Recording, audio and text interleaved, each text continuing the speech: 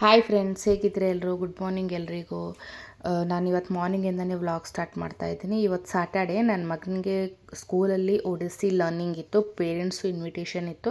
ಅದಕ್ಕೆ ನನಗೆ ಹೋಗಬೇಕಾಗಿತ್ತು. ನಮ್ಮ ಹಸ್ಬೆಂಡ್ ಆಫೀಸಿಗೆ ಹೋಗಿದ್ದರು. ಸೊ ನಾನು ನನ್ನ ಮಗಳೆಲ್ಲ ರೆಡಿಯಾಗಿ ಅದೇ ಟೈಮಲ್ಲೇ ಹೋಗಿದ್ವಿ. ಬಟ್ ಅವರಂದ್ರೆ ಇನ್ನೂ ಹಾಫ್ ಆನ್ ಅವರ್ ಟೈಮ್ ಇದೆ ಪೇರೆಂಟ್ಸ್ಗೆ ಬಿಡೋಕ್ಕೆ ಅಂತ. ಸೊ ನಾವು ಮತ್ತೆ ಮನೆಗೆ ಬಂದು ಎಲ್ಲ ಮನೆ ಕೆಲಸನ ಮುಗಿಸ್ಕೊಂಡು ಮತ್ತು ನಾನು ನನ್ನ ಮಗಳು ಸ್ಕೂಲಿಗೆ ಹೋಗಿದ್ವಿ.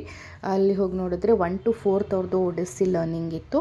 ಅಂದರೆ ಅವರು ಸ್ಟಾರ್ಟಿಂಗಿಂದ ಇಲ್ಲಿವರೆಗೆ ಏನು ಕಲ್ತಿರ್ತಾರೆ 6 ಮಂತು ಅಥವಾ 8 ಮಂತ್ಸಲ್ಲಿ, ಅದು ಎಂಟೈರ್ ಜರ್ನಿ ಪ್ರೊಸೆಸ್ನ ಟ್ರಾನ್ಸ್ಲೇಟ್ ಇಂಟು ಡಿಸ್ಕವರಿ ಈ ಥರ ಮಾಡಿರ್ತಾರೆ. ನಾವು ಯಾವ ಥರ ನಮ್ಮ ಪ್ರಾಜೆಕ್ಟ್ ಎಕ್ಸಿಬಿಷನ್ ಮಾಡ್ತಾಯಿದ್ವಿ ಅದೇ ಥರ ಇವ್ರದ್ದು ಇರುತ್ತೆ.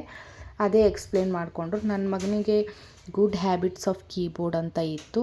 ಅವನು ಎಲ್ಲ ಪೇರೆಂಟ್ಸಿಗೆ ಬಂದವರಿಗೆ ಹೇಳ್ತಾ ಇದ್ದ. ಚೆನ್ನಾಗಿ ಮಾಡಿದ್ದ, ಚೆನ್ನಾಗಿ ಪ್ರಿಪ್ರೇಷನು ಮಾಡ್ಕೊಂಡಿದ್ದ ಅವನು. ನನಗೂ ಇಷ್ಟ ಆಯಿತು.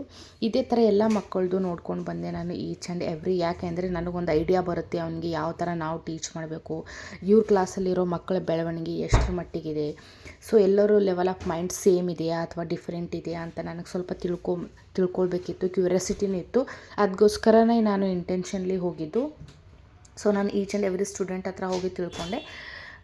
ನನಗೇನು ಡಿಫ್ರೆನ್ಸ್ ಅನಿಸ್ಲಿಲ್ಲ. ನಾನು ಅಂದ್ಕೊಂಡಿದ್ದೆ ನನ್ನ ಮಗನಿಗೆ ಫಸ್ಟ್ ಸ್ಟ್ಯಾಂಡರ್ಡ್ ICSE ಹಾಕಿದ್ದೆ, ಸೊ ಯಾವ ಥರ ಇವನು ಪಿಕಪ್ ಮಾಡ್ತಾ ಇದ್ದಾನೋ ಇಲ್ವೋ ಅಂತ.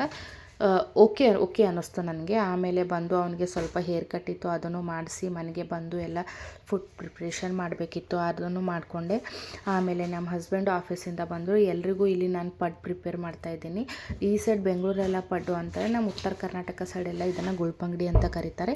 ಇದಕ್ಕೆ ನೀವು ರೆಡ್ ಚಟ್ನಿ ಜೊತೆ ತಿಂದರೆ ಸಖತ್ತಾಗಿರುತ್ತೆ. ನಾನು ಯೂಶ್ವಲಿ ಇದ್ರ ಜೊತೆ ಕೊಕೊನಟ್ ಚಟ್ನಿ ಮಾಡಲ್ಲ, ರೆಡ್ ಚಟ್ನಿನೇ ಮಾಡ್ಕೊಳ್ತೀನಿ, ಚೆನ್ನಾಗಾಗುತ್ತೆ. ಅದನ್ನೇ ಸಿಂಪಲ್ಲಾಗೂ ಮತ್ತು ಕ್ವಿಕ್ಕಾಗಿರುತ್ತೆ, ಅದೇ ಪ್ರಿಪೇರ್ ಮಾಡ್ತಾಯಿದ್ದೀನಿ. ಚೆನ್ನಾಗಾಗಿತ್ತು.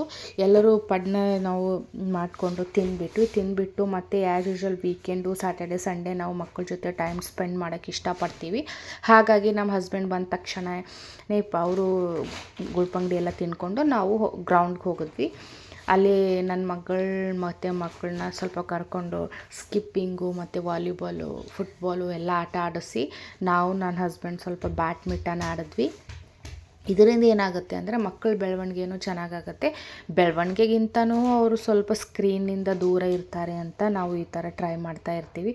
ಮನೆಯಲ್ಲಾದರೆ ಫೋನು, ಇಲ್ಲಾಂದರೆ TV, ಇಲ್ಲಾಂದರೆ ಏನೋ ಡ್ರಾಯಿಂಗು ಈ ಥರ ಮಾಡ್ತಾ ಇರ್ತಾರೆ. ಸ್ವಲ್ಪ ಅವರಿಗೂ ಬೇಜಾರಾಗುತ್ತೆ, ನಮಗೂ ಬೇಜಾರಾಗುತ್ತೆ ಅಂತ ಪ್ಲ್ಯಾನ್ ಮಾಡಿನೇ ನಾವು ಎವ್ರಿ ವೀಕೆಂಡ್ ಈ ಥರ ಹೊರಗಡೆ ಹೋಗ್ತಾ ಇರ್ತೀವಿ. ಅದೇ ಥರ ನಾವು ಹೋಗಿದ್ವಿ. ಸೊ ಅಲ್ಲಿ ನೋಡಿದ್ರೆ ಗ್ರೌಂಡಲ್ಲಿ ತುಂಬ ಜನ ಇದ್ದರು, ಬಟ್ ಪರವಾಗಿಲ್ಲ ಅಂತ ಹೋದ್ವಿ ನಾವು ಒಂದು ಸೈಡ್ ಕಾರ್ನರಲ್ಲಿ. ಆ ಗ್ರೌಂಡಲ್ಲಿ ಪಾರ್ಕ್ ಥರ ಏನು ಲಿಮಿಟ್ ಇಲ್ಲ, ಇಷ್ಟು 7 o'clock 8 o'clock ಅಂತ ನೀವು ಎಷ್ಟೊತ್ತು ತನಕ ಇರ್ಬೋದು. ಚೆನ್ನಾಗಿ ಎಲ್ಲ ಗ್ರೌಂಡ್ ಫುಲ್ ಕವರ್ ಮಾಡಿರ್ತಾರೆ, ಎಲ್ಲ ಲೈಟನ್ನು ಹಾಕಿರ್ತಾರೆ ಅವರು ಆಟ ಆಡೋಗೋಸ್ಕರ ಅಂತ.